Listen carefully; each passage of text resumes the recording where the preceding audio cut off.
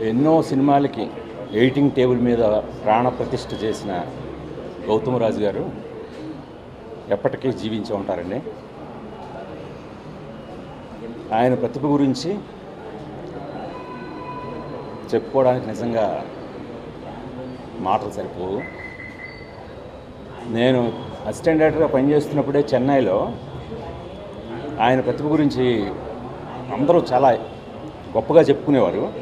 అంటే ఒక సినిమాకి ఎడిటింగ్ టేబుల్ మీద ఒక ప్రాణప్రతిష్ఠ ఎలా పోయొచ్చు అనేది గౌతమరాజు గారు ప్రతిభ అని చెప్పి, ఆ తర్వాత నాకు అసిస్టెంట్ డైరెక్టర్గా ఆయనతో పనిచేసే అదృష్టం కూడా కలిగింది. అప్పుడు ఆయన జంధ్యాల గారితో ఎక్కువ సినిమాలు చేస్తుండేవారు. అంటే ఇప్పుడు డిజిటల్ ఏజ్ వచ్చేసిన తర్వాత ఎడిటింగ్ జస్ట్ నేను చెప్పాలంటే చాలా ఈజీ అయిపోయింది. కానీ ఆ రోజుల్లో ఎడిటింగ్ టేబుల్లో మెయిన్ మూవీయోలా అని ఒక ఎక్విప్మెంట్ ఉండేది, ఎనలాగ్ ఫిలింని ఆయన ఆ మూవీయోలా మీద రన్ చేసి అది ఫ్రేమ్స్ని మాన్యువల్గా చేత్తో పట్టుకోవాలి. దాన్ని ఒక కాల్తో ఆపరేట్ చేస్తూ ఆయన కరెక్ట్గా డైరెక్టర్కి కావాల్సిన ఆ డిజైర్డ్ ఫ్రేమ్ని ఆ చేత్తోటి అలా పట్టుకునేవారు. ఆయన అలా ఆపితే కరెక్ట్గా అదే ఫ్రేమ్ ఆగేది. అది అందరూ కథలుగా చెప్పుకుంటే నేను వెళ్ళే దాన్ని చాలా అద్భుతంగా చూశాను. ఆయన అలాగా అంటే ఇప్పటి డిజిటల్ ఏజ్లో ఉన్న స్పీడ్ని మాన్యువల్గా మూవీల మీద అప్పుడే చూపించిన ప్రతిభావంతులైన.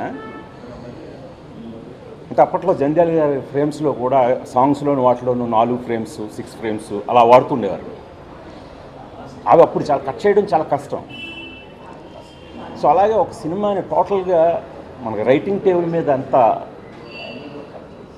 ముఖ్యమో అంతే ముఖ్యంగా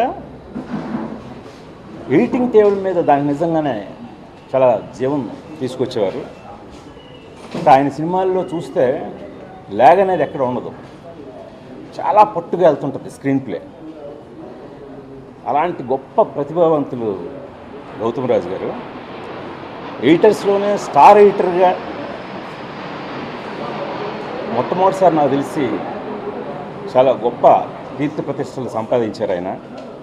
చాలామంది ఎడిటర్స్కి, నాబోటి దర్శకులకి ఆయన చాలా స్ఫూర్తినిచ్చారు.